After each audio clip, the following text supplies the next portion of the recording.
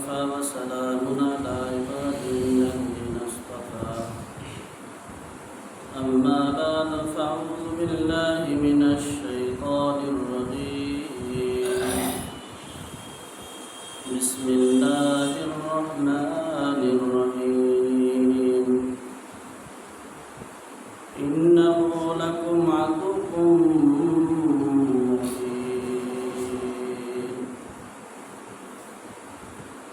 اللهم صل على سيدنا ونبينا وشفيعنا وحبيبنا ومولانا محمد صلى الله عليه وعلى آله وأصحابه وبارك وسلم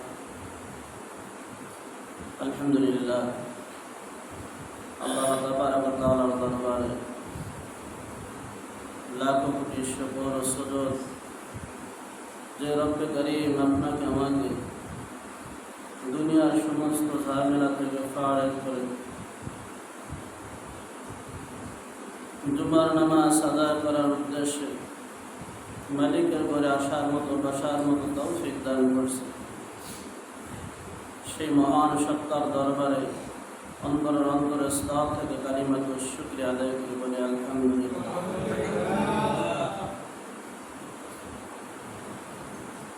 মুহররম মাসের দ্বিতীয় জুমা। মুহররম মাস সম্পর্কে কিছু আলোচনা গেছে জুমা হয়েছে, বাকি আলোচনা ইনশাআল্লাহ জুমা আলোচনা করার চেষ্টা করব। আল্লাহ তাআলা যখন এই আসমান জমিন লৌহ কলম সব কিছু বানাইলেন, তো এই আসমান যেদিন বানাইলেন আল্লাহ তাআলার কাছে একটা হিসাব, একটা করোনা, এই হিসাবটা আল্লাহ তাআলা রাখছেন যে এই আসমান কবে আমি বানাইলাম। যেমন আপনি দুনিয়ায় সাধারণ একটা মুসাফির খান, একটা ঘর নির্মাণ করেন, তো দেখা যায় অনেকেই ঘরের তারিখ লিখে রাখে। বলেন রাখি কি রাখে না? রাখি। কত টাকা খরচ হইল, কতটা মিস্ত্রি লাগলো, কতটা হেল্পার লাগলো, অনেক আছে তাও লিখে রাখে। রাখে কি রাখে না? তো মালিক সেজন্য বলে যে আসমান আমি যেদিন সৃষ্টি করছি ওই দিন থেকে আমার কাছে একটা হিসাব আছে।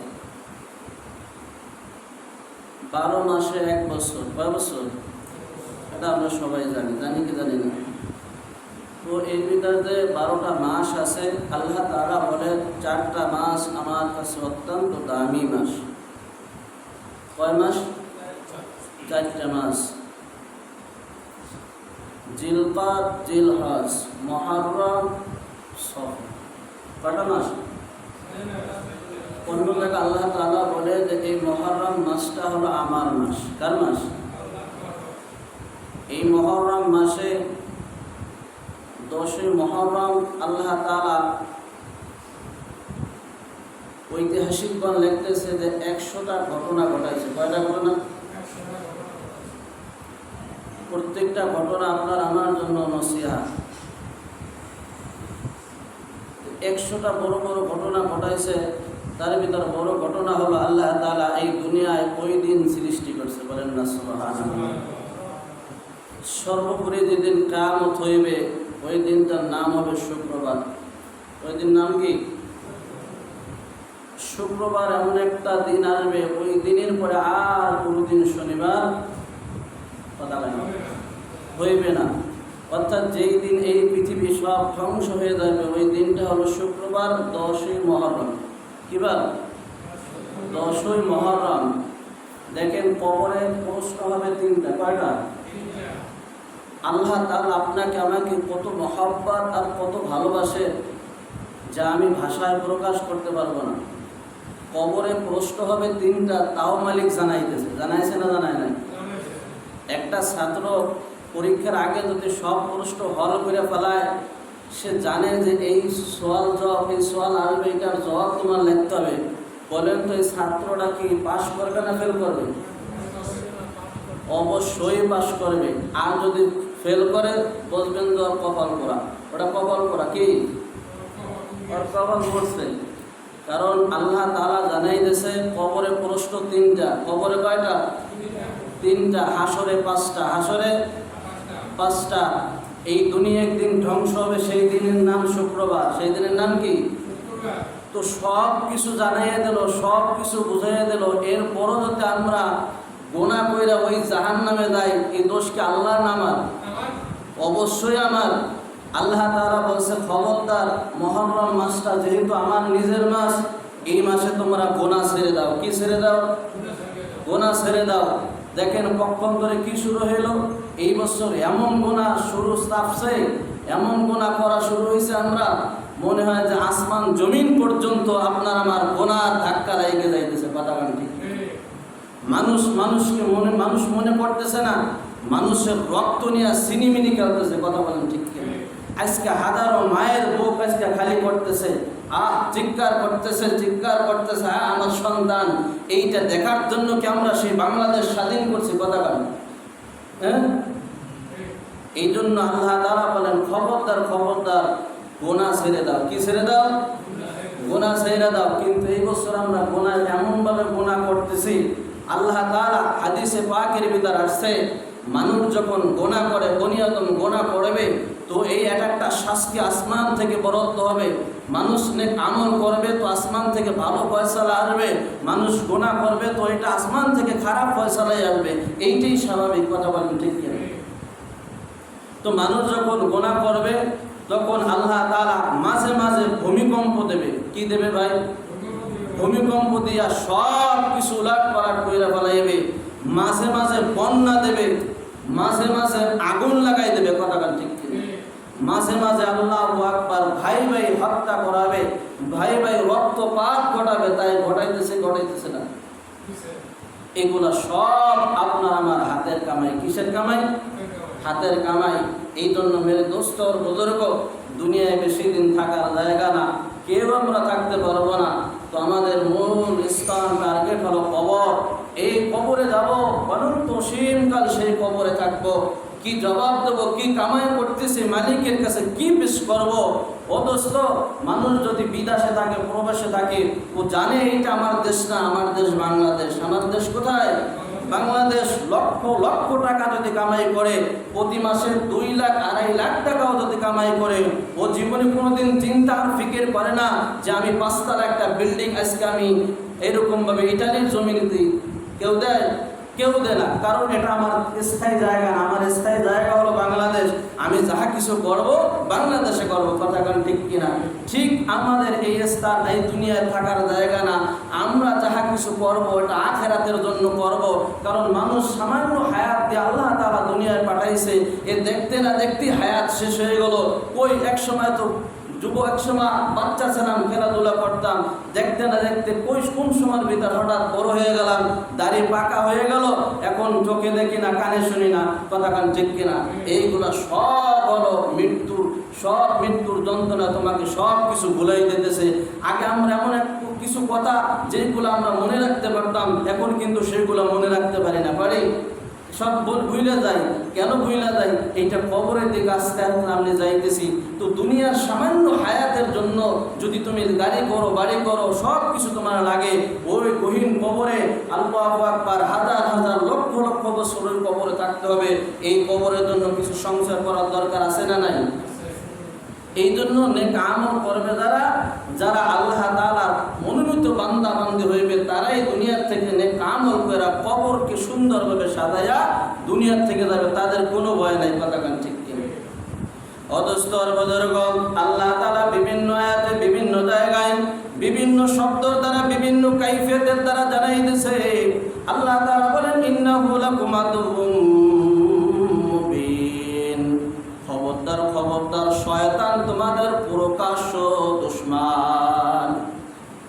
কি? শয়তান কি? প্রকাশ্য দুশমন। কার কথা? কোন মৌলবীর কথা, কোন ফতোয়া, কোন আলেমের কথা? কথা কেন? আল্লাহু আকবার। আহকামুল হাকিমিন, যিনি আসমান আর জমিনকে সৃষ্টি করছেন, উনি বলতেছে খবরদার হে বনি আদম, তোমরা শোনো, শয়তান তোমাদের প্রকাশ্য দুশমন। এই শয়তান ৮০,০০০ বছর ইবাদত করছে। কয় বছর বলেন তো? আল্লাহু আকবার। ইবাদত করতে করতে পৃথিবীতে এমন কোনো জমিন নাই, এমন কোনো জায়গা নাই, এমন কোনো স্তর নাই যে স্তরে শয়তানের সেজদা বাকি ছিল না। সমস্ত জায়গা ইবলিস সেজদা করছে। সেজদার মাধ্যমে আল্লাহ তাআলার নৈকট্য হাসিল করা যায়। একটা বনি আদম যখন মসজিদে আসে আর ওই মালিকের কুদরতি পায়ে সেজদা করতে থাকে, আল্লাহু আকবার, এই ব্যক্তি আল্লাহ তাআলার কাছাকাছি হয়ে যায়। বলেন না সুবহানাল্লাহ। ফেরেশতারা গুনার গাঁটটি নিয়ে দাঁড়ায় থাকে। আল্লাহু আকবার, কত সময় এই বান্দার জন্য খাড়াই থাকবে। ফেরেশতারা বিরক্ত হয়ে যায়, এই গুনার গাঁটটি সমুদ্রের ভিতর ফালাইয়া তারা চইলা যায়। বলেন না সুবহানাল্লাহ। এই ইবলিস এত ইবাদত করলেন, আল্লাহ তাআলাকে রাজি কইরা ফেলাইলেন। মুআল্লিমুল মালায়েকা, আমার আল্লাহ তাআলা ফেরেশতাদের সর্দার বানাই দিলেন। বলেন না সুবহানাল্লাহ। আহলে কবিসরা একটা কথা বলেন, পৃথিবীর জায়গা সমস্ত জায়গা যদি মিস্টার ইবলিস সেজদা করে তাহলে সমস্ত জায়গা নাপাক হয়ে গেছে। আমরা সেজদা করব কোথায়? বলেন নাউজুবিল্লাহ। নামাজের বাহিরে এবং ভিতরে 13 ফরজ। কয় ফরজ? আমি ইন্টারভিউ নিলে সবাই পাস করবেন নাকি? করবেন কি করবেন না? আমি ইমাম সাহেব যতটুকু জানি নামাজের বাহিরে এবং ভিতরে 13 ফরজ। ঠিক আপনি আমার মুসল্লি, আপনি আত্মা মুসল্লি হন, কিছু জানেন না, তার আপনার জন্য এটা ফরজ। নামাজের বাহিরে এবং ভিতরে 13 ফরজ আপনারও জানার দরকার। মাদাগান ঠিক কিনা? নামাজের বাহিরে 7 ফরজ, শরীর পাক, কাপড় পাক, নামাজের জায়গা পাক। ও দোস্ত, আমরা যখন মাঠে ঘাটে নামাজ পড়ি তো দেখি জায়গাটা পরিষ্কার পরিচ্ছন্ন আছে কিনা। যদি পরিষ্কার পরিচ্ছন্ন থাকে ওই জায়গা ঘরের গামছাটা বিছাই দেওয়া যায়, নামাজ বানায়া নামাজ আদায় করি। কথা গান ঠিক কিনা? তো আগে শরীর পাক, কাপড় পাক, 3 নম্বরে নামাজের জায়গা পাক। ও দোস্ত, সমস্ত জায়গা ইবলিস সেজদা দিয়া পাক বানায়া আমাদেরকে নামাজের জন্য উপযুক্ত করে দিয়েছে। বলেন না সুবহানাল্লাহ। এ নামাজের আগে কি পাক? জায়গা পাক করতে হয়। কথা বলেন ঠিক কিনা? এই জন্য আহলে হাদিসের ওই মাসলার দিকে আমরা তাকানোর কোনো সুযোগ নেই। কথা বলেন ঠিক কিনা? আল্লাহ তাআলা আপনাকে আমাকে বানাইছেই তার ইবাদত করার জন্য। ওয়া খালাকতুল জিন্না ওয়াল ইনসা ইল্লা লিয়াবুদুন। আল্লাহ তাআলা বলেন, আমি জিন এবং ইনসান বানাই নাই ইল্লা, একমাত্র আমার ইবাদত করার জন্য বানাইছি। বলেন না সুবহানাল্লাহ। এই মুআল্লিমুল মালায়েকা ফেরেশতা হয়ে গেলেন, ফেরেশতাদের সর্দার হয়ে গেলেন, নেতা হয়ে গেলেন। আল্লাহ তাআলা বলতেছে, উসজুদু লি আদম, হ্যাঁ সমস্ত ফেরেশতারা আমার আদমকে সম্মানজনক একটা সিজদা করো। বলেন না সুবহানাল্লাহ। সবাই সিজদা করছিলেন। কথা গান ঠিক কিনা? কিন্তু ইল্লা, কথা বলেন না, ইল্লা ইবলিস, ইল্লা ইবলিস। ইবলিস যুক্তি পেশ করছে। আল্লাহ তাআলা বলেন, আমার দ্বারা কোনো যুক্তিবাদী চলবে না। কথা বলেন ঠিক কিনা? আমি যুক্তি টুক্তি মানি না, এগুলা পছন্দ করি না। ইবলিস যুক্তি পেশ করলো কি? মানুষ হলো মাটির তৈরি। মানুষ কিসের তৈরি? মাটির তৈরি। আর আমি হলাম আগুনের তৈরি। আমি ইবলিস, আমারে বানাইছে আল্লাহ তাআলা আগুন দ্বারা। কি দ্বারা? এখন একটা মোমবাতি জ্বালাবেন, এখন আগুনের গতি কি নিচে না উপরে? অবশ্যই উপরে। আর মাটি আপনি যত জোরে ফিক মারেন না কেন আসমানের দিকে, আপনার শক্তি যদি আসমান পর্যন্ত পৌঁছায়, ওই আপনার মাটির চাকা আসমানে যায় আবার কোথায়? কথা বলেন ঠিক কিনা? ওর টার্গেট হলো নিচে, ও উপরে উঠবেই না। ওকে বানানো হয়েছে মাটি দিয়া। তো পেশ করলো, যুক্তি পেশ করলো আল্লাহ, দেখেন আদমরে বানাইছেন মাটি দিয়া আর আমারে বানাইছেন আগুন দিয়া। তো আগুনের গতি তো সর্বদা উপরেই থাকে আর মাটির গতি তো নিচে। তো সেজদা যদি করতে হয় তাহলে আদম আমারে করুক, আমি সেজদা কেন করবো? বলেন নাউজুবিল্লাহ। বলেন না নাউজুবিল্লাহ। এই যে ৮০,০০০ বছর ইবাদত করলো, বলেন এই ইবাদতে কি কোনো ঘাস পানি খাইছে?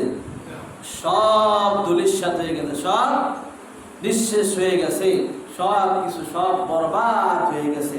আল্লাহ তাআলা বলেন, ইয়া আইয়ুহার রাসূল বাল্লিগ মা উনজিলা ইলাইকা মির রাব্বিক, রবের পক্ষ থেকে যা আপনাকে আদেশ করা হয়েছে পাই টু পাই আপনার উম্মত যারা দাবি করবে তাদেরকে আপনি পৌঁছাই দেন। বলেন না সুবহানাল্লাহ। পয়গম্বর নূহ আলাইহিস নবী আলাইহিস সালাতু ওয়াস সালাম ৯৫০ বছর দিনের দাওয়াত দিয়েছেন। কত বছর বলেন? ৯৫০ বছর। হাদিসের ভিতর আসছে ৪০ জন মানুষ শুধুমাত্র ইসলাম ধর্ম গ্রহণ করছে। কয়জন? ৪০ জন। আল্লাহু আকবার। ২০ জন পুরুষ আর ২০ জন 40 জন 80 জন কয়জন ভুল হয়ে গেছে। 80 জন মানুষ ইসলাম ধর্ম গ্রহণ করছে, 40 জন পুরুষ আর 40 জন নারী। এই ইসলাম ধর্ম গ্রহণ করার পরে আর কেউ ইসলাম ধর্ম গ্রহণ করতেছে না। পয়গম্বর নূহ আলাইহিস সালাতু ওয়াস সালামকে এরকম ভাবে গালিগালাজ করে।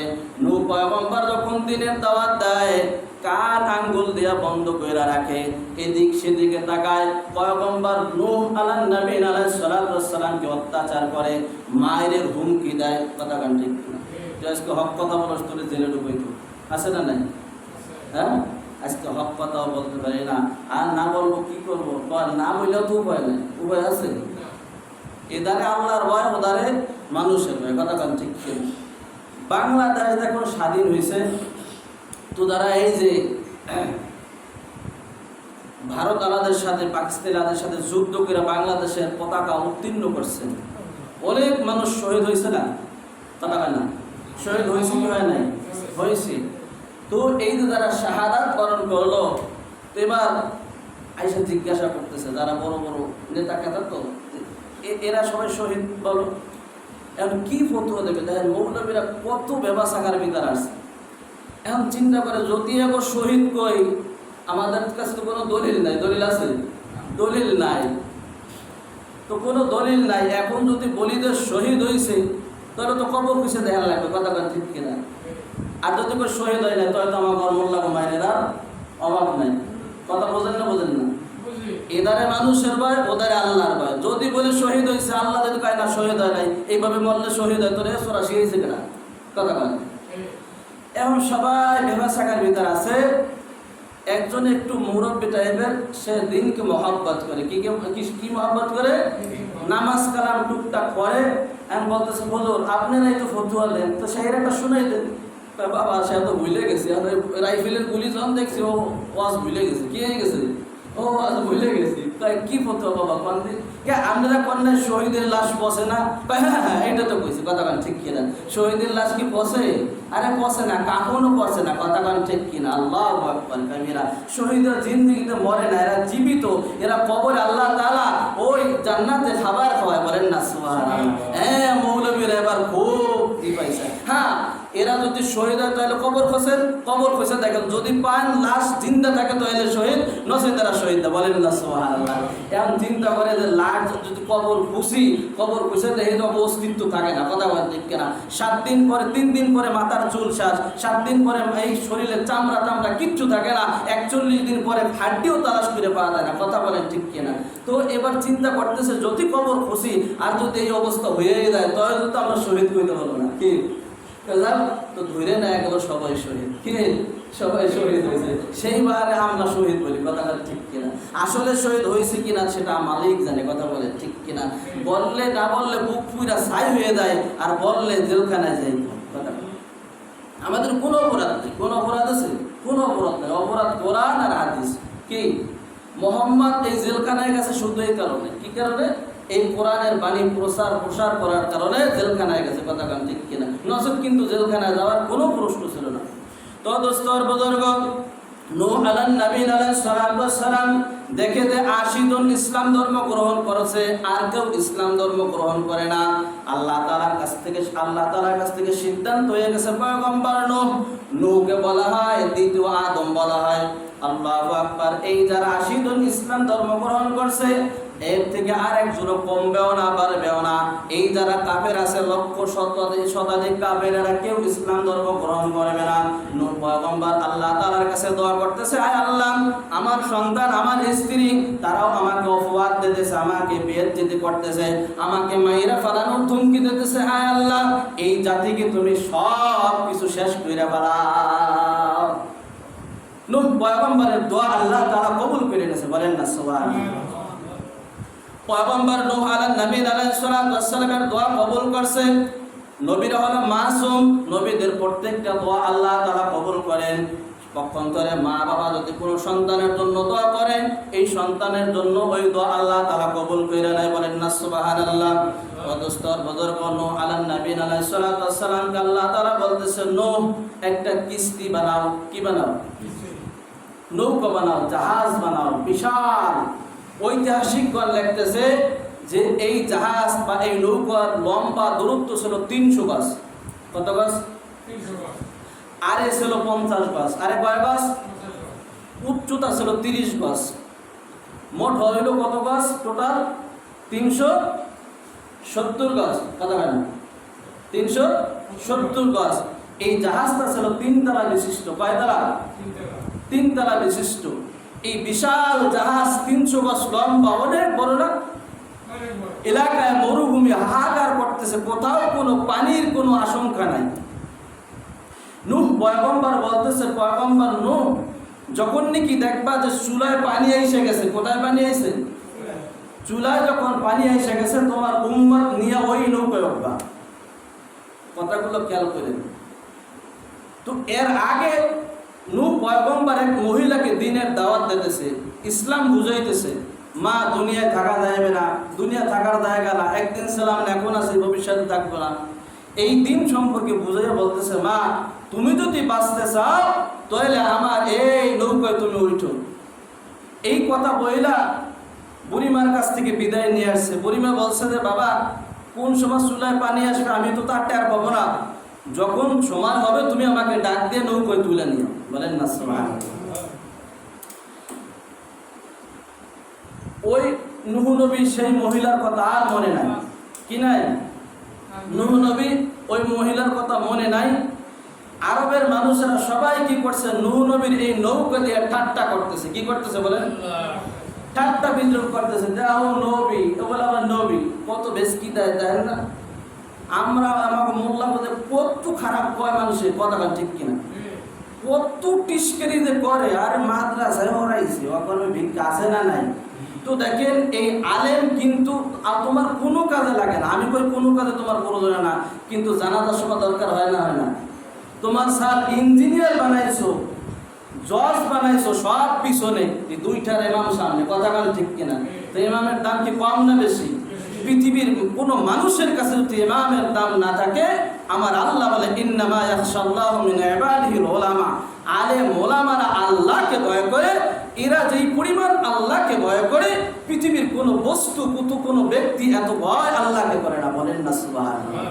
ও তো সাধারণ দুনিয়া, এটা দুনিয়া কিছুই না। কথা বলেন, তোমরা যতই আমাদেরকে দেশ আর যতই এটা করো, আমরা আলেম হয়েছে আমাদের সন্তানদেরকে আলেম বানাবো, এইটাই সিদ্ধান্ত। কথা বলেন ঠিক কিনা? কিন্তু আমরা দুনিয়ার জন্য কোনো কাজ করি না। একটু চিন্তা করেন, একটু চিন্তা করেন, বর্তমানে বাজারের যে হালাত, যে পরিস্থিতি, প্রত্যেকটা মানুষ হিমশিম খাইতেছে। একটা মানুষ 7,000 টাকা দিয়ে কি করে বলেন?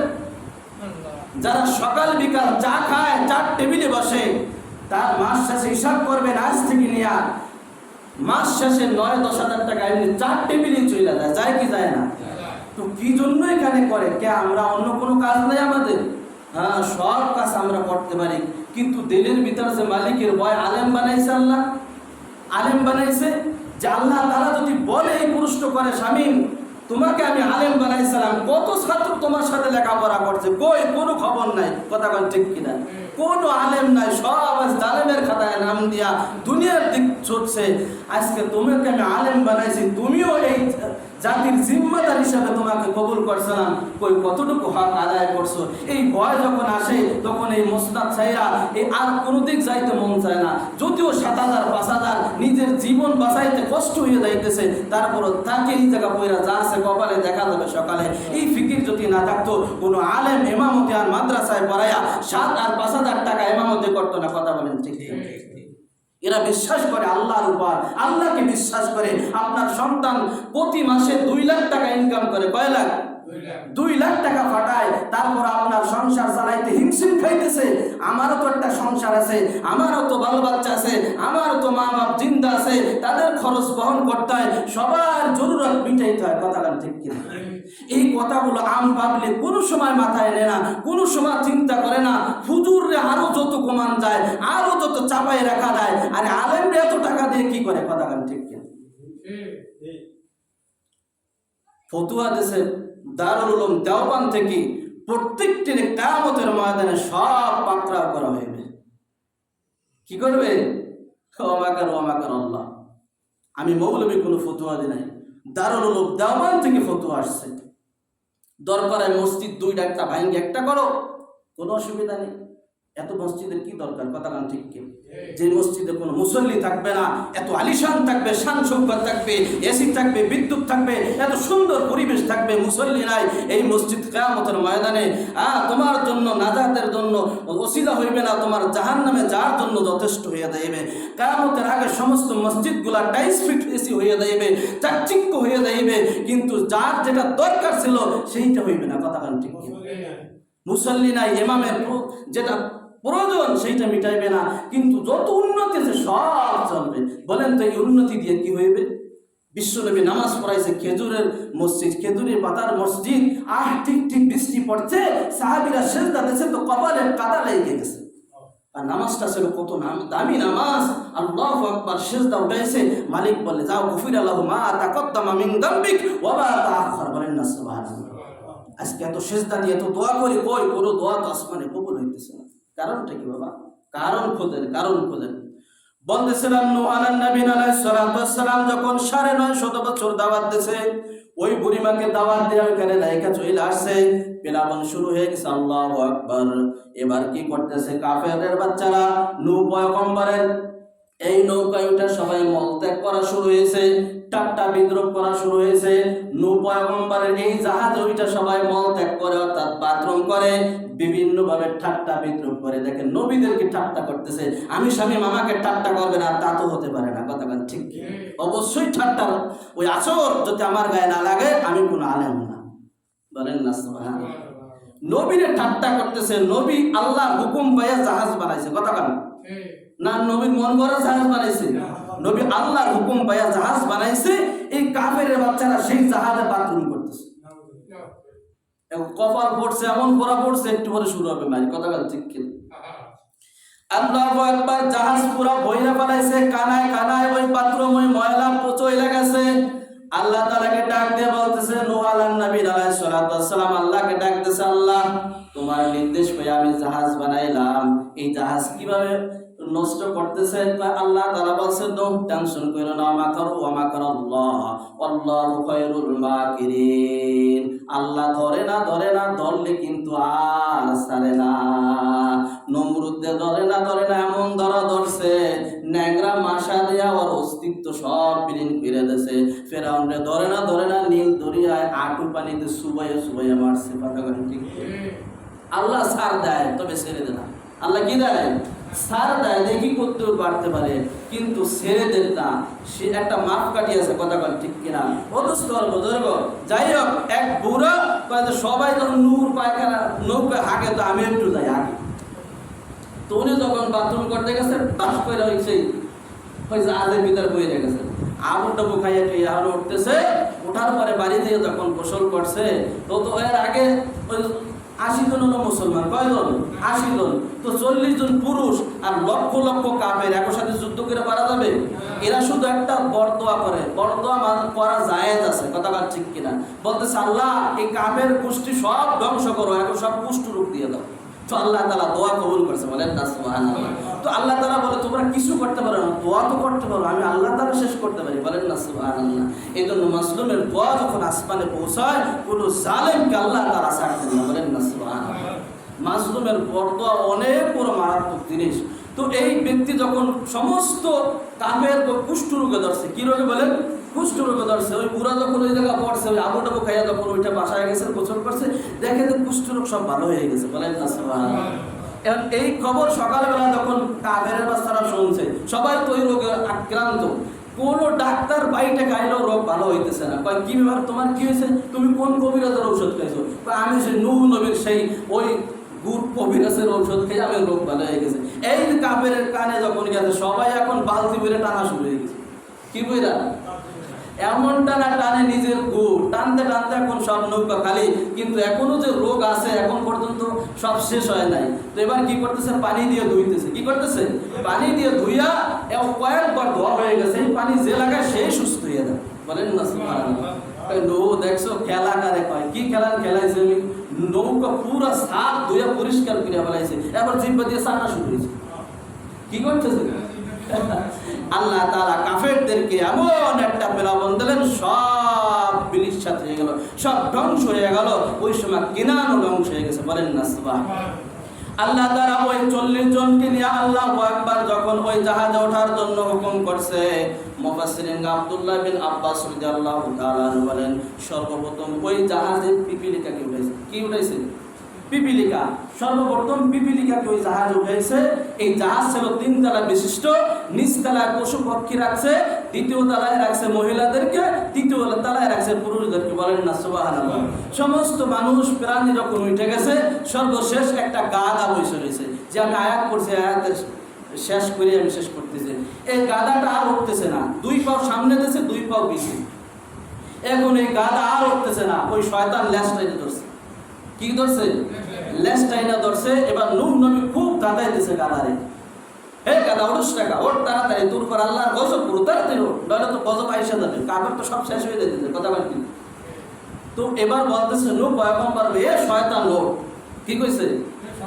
এই শয়তান যখন উঠতে বলছে, গাধা অটোমেটিক উঠে গেছে।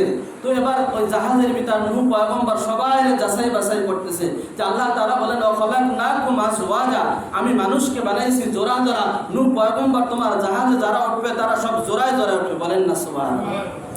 কারণ এই জোড়া জোড়া দিয়ে আমি আবার পুরোজন্মে, আবার মানুষ, আবার জিন, আবার জাতি আমি সৃষ্টি করবো, কথা বলেন ঠিক কিনা? তো প্রত্যেক প্রাণী, প্রত্যেক মানুষের জোড়া জোড়া বানাই আল্লাহ তাআলা ওই জাহাজে উঠেছে। বাকি যেগুলো ছিল সব দুলিশাত ধ্বংস হয়ে গেছে। তো এবার নূহ পয়গম্বর ওই উপরের তলায় ছাদে যায়, দেখে যে মিস্টার ইবলিস বসা। কে বসা? এবার ইবলিস বসা। কি ব্যাপার, তুই আইছস কে? এখানে ঢুকছস কে? তোর উঠছস কে জাহাজে? যা মনে করে তাই কইতেছে নূহ পয়গম্বর। মেজাজ তো গরম হয়ে গেছে, কথা বলেন ঠিক কিনা? সব জাতিগুলা গোমরা বানাইতেছে, বলতেছে আপনিই তো আমারে উঠতে বললেন। আমি কোন সময় উঠতে বললাম? বা গাধারে বললেন যে শয়তান লোক, ওই সময় তো আপনি আমার হুকুম দিয়েছেন, আমি উঠছি। আমাকে আল্লাহ তাআলা কিয়ামত পর্যন্ত হায়াত বাকি রাখছে, আপনি যতই তা বলেন আমি আপনার জাহাজ থেকে নামতাম না। তবে আমি বলতেছি আপনার উম্মত গুনাহ করার জন্য আমি 5টা দিক থেকে আমি গুনাহ করাইব, 5টা জিনিস থেকে আমি গুনাহ করাইব। আল্লাহ তাআলা ওই সময় ওই পাঠাইয়া নূহকে বলতেছে, নূহ 5 জিনিস জানার দরকার নাই, ওই শয়তান যে 2টা গোপন করতেছে ওই 2টার কথা তোমার উম্মতকে জানাই দাও। কয় শয়তান ওই 2 জিনিস যেটা গোপন করতেছে ওই 2টা বল, আর 3টা বলার কোনো প্রশ্ন নাই। ওই 2টা হলো, 1 নম্বর হলো হিংসা। 1 নম্বর কি? হিংসা। এই মানুষের ভিতর যখন হিংসা থাকবে, কোনো ইবাদত আসমানে কবুল হইবে না। আর একটা হলো লোভ। আর একটা কি?